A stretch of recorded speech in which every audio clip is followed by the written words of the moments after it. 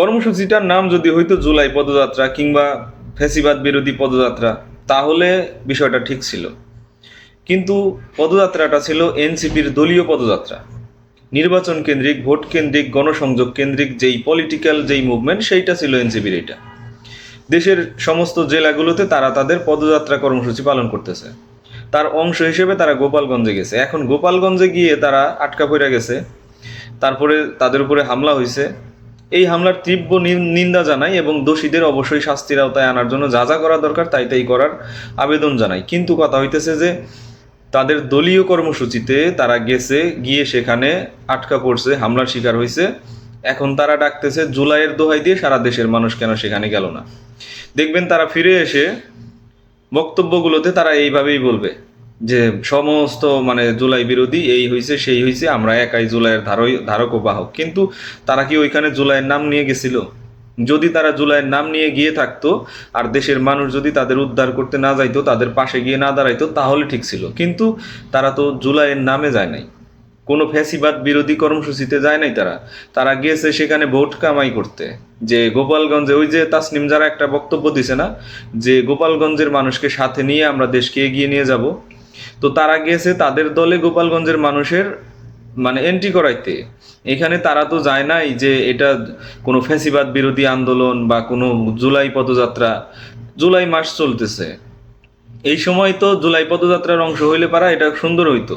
কিন্তু তারা তো সেটা করে নাই। তারা দেশব্যাপী চৈশা বেড়াইতেছে, তাদের এনসিপির পদযাত্রা করতেছে, তাদের ভোটার কাজ করতেছে, তাদের দলীয় কর্মী তারা সংগ্রহ করতেছে, তারা তাদের সক্ষমতা শক্তিমত্তা জানান দেওয়ার চেষ্টা করতেছে। তো সেইটাই দেখাইতে গেছে। তারা মনে করছে যে তাদের শক্তিমত্তা যথেষ্ট খুবই শক্তিশালী হয়ে গেছে, যার কারণে তারা একক সিদ্ধান্তে গেছে আপনার গোপালগঞ্জে। এখন সেখানে গিয়ে যখন হিতে বিপরীত, তখন তারা বলতেছে দেশের মানুষ, সমস্ত দেশের মানুষ গোপালগঞ্জের দিকে আসেন, এইখানে ফ্যাসিবাদের আখড়া, এইখানে এই হয়েছে সেই হয়েছে। গোপালগঞ্জে ফ্যাসিবাদের আখড়া সেটা তো সবাই জানে। গোপালগঞ্জে যাইতে হইলে কি প্রিপারেশন নিয়ে যাইতে হবে, কি কত প্রকার শক্তি নিয়ে যাইতে হবে, কি কি করতে হবে, কোন কৌশল নিয়ে যাইতে হবে, সেটা তো রাজনৈতিক দলগুলো জানে, সেটা সরকার জানে। কিন্তু আপনারা তো গেছেন আপনাদের নিজেদের ইচ্ছা মতো, খেয়াল খুশি মতো। আপনারা গেছেন আপনাদের কর্মী সংখ্যা বাড়াইতে। গোপালগঞ্জে আপনাদের একটা ঘাঁটি তৈরি হবে, আপনাদের একটা শক্তি তৈরি হবে, আপনারা এই চিন্তা করে গেছেন। কিন্তু গোপালগঞ্জের যে মানুষজন, তারা ভালো হোক আর খারাপ হোক, তারা আওয়ামী লীগের অন্ধভক্ত। তো সেইখানে গিয়ে আপনার সেই জায়গায় নিজেদের অবস্থান জানান দিতে হইলে কি পরিমাণ শক্তিমত্তা নিয়ে সেইখানে যাইতে হবে, এটা তো আপনাদের বোঝা উচিত ছিল আগে। আমরা বলি না যে আপনাদের সাথে যেটা হয়েছে এটা ভালো করছে, এটা সঠিক হয়েছে, কিন্তু এইটা আপনাদের তো দূরদর্শিতার অভাব, অথবা আপনারা কারো উস্কানিতে তারপরে সেইখানে গেছেন যে আপনারা যথেষ্ট হয়ে গেছেন। কারণ আপনাদের কথাবার্তা সেরকম লাগতেছে বেশ কিছুদিন ধরে আপনারা যেভাবে ঔদ্ধত্যপূর্ণ বক্তব্য দিচ্ছেন, তাতে মনে হইতেছে যে আপনারা স্বয়ং সম্পূর্ণ হয়ে গেছেন, আপনাদের কারো দরকার নাই। আপনারা ঐক্যে ফাটল ধরানোর যদি প্রধান দায়ী থাকে, সেটা হইতেছেন আপনারা। সমস্ত প্রকার ঐক্য নষ্ট করছেন আপনারা। তো সেই ঐক্য নষ্ট করে আপনারা ওখানে গেছেন শুধুমাত্র নিজেদের ক্ষমতা দেখানোর জন্য। কিন্তু সেখানে গিয়ে যখন ফেল করছেন, আপনার সেনাবাহিনীর সহায়তায়, পুলিশের সহায়তায়, তারপরে কোনো মতে যান নিয়ে ফিরতে হয়েছে, তখন আপনারা এসে জুলাইয়ের দোহাই দিচ্ছেন যে হ্যাঁ জুলাইয়ের এই সেই, জুলাই নিয়ে আমরা। জুলাই নিয়ে আপনারা যান নাই তো? বুকে হাত দিয়ে বলেন আপনারা জুলাই নিয়ে গেছিলেন সেখানে? আপনারা গেছেন এনসিপি নিয়ে।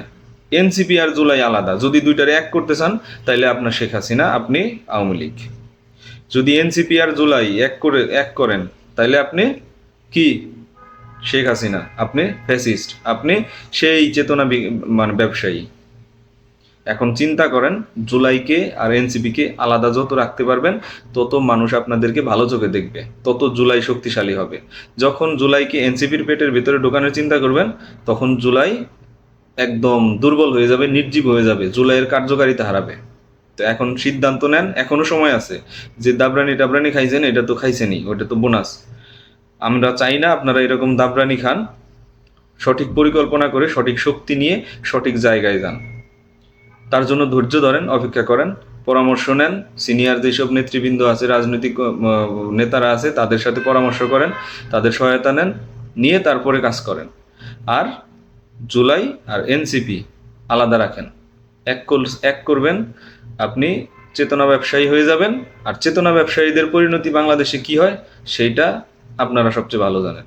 ভালো থাকেন সবাই।